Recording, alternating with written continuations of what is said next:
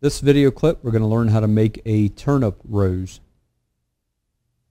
To make this turnip rose, I'm going to kind of take the same technique as we would with a tomato tulip, in the fact that we're going to take a paring knife and we're going to cut at an angle into whatever we have here. In this case, it's a turnip. We could also actually do this with a carrot or a rutabaga.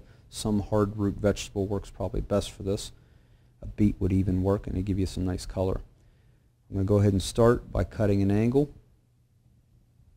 a little bit further out than I did on the tulip, and I'm going to go ahead and cut that same angle the whole way around the outside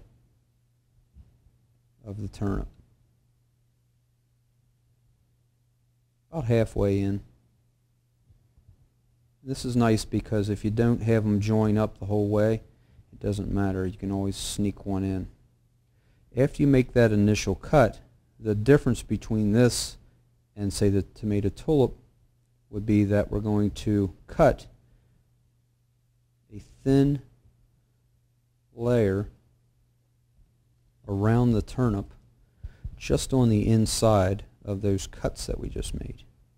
And what that does is it helps bring out the edges of the rose that we're making. Now, once you know how to make one of these, you can do the rest pretty much the same way. You're going to offset the cut, keeping the angle the same. You're going to offset the cut on the petals from the first one. So you're going to go from the middle of the petal on the first one to the middle of the petal over here. You're just going to follow that around.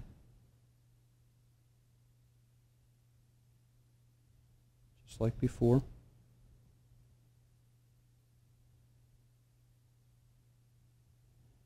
And then once again, go into the turnip and cut a thin strip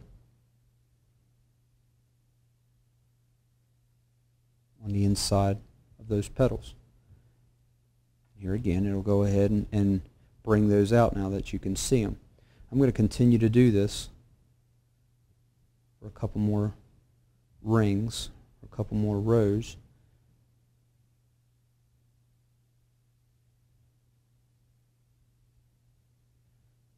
Trimming the excess every time.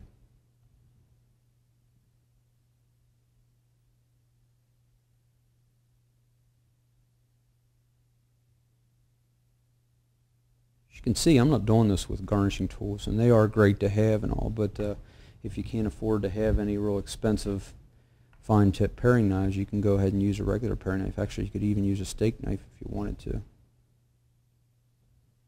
long as it's sharp.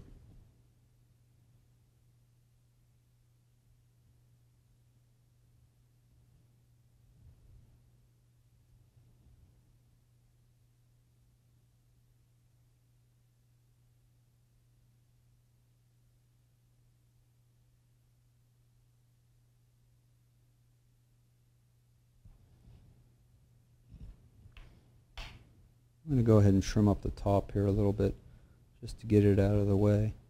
You don't need to do this, it just makes it look a little cleaner.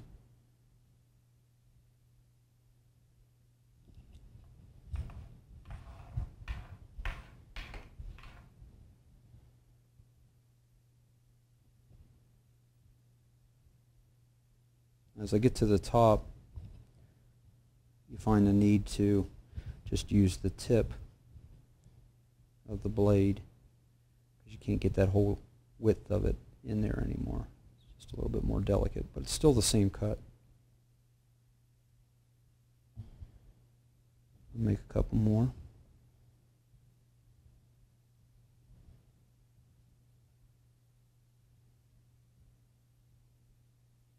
I mentioned about using a beet, a nice color from that, but you can also take a little beet juice and dip this into it, or brush on the edges, and get some of the same effect.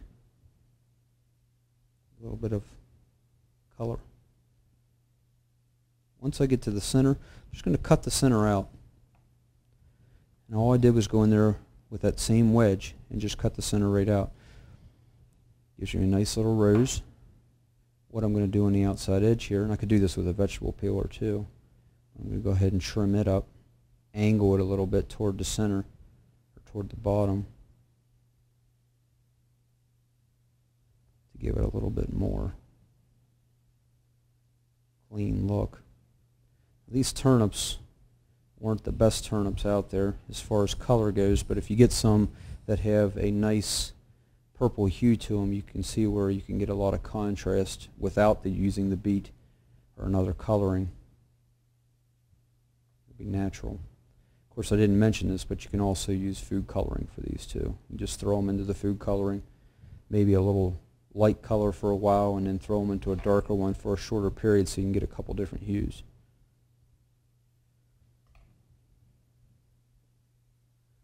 A little bit of dirt there. I'll clean that up. And there you go. There's your turnip rose.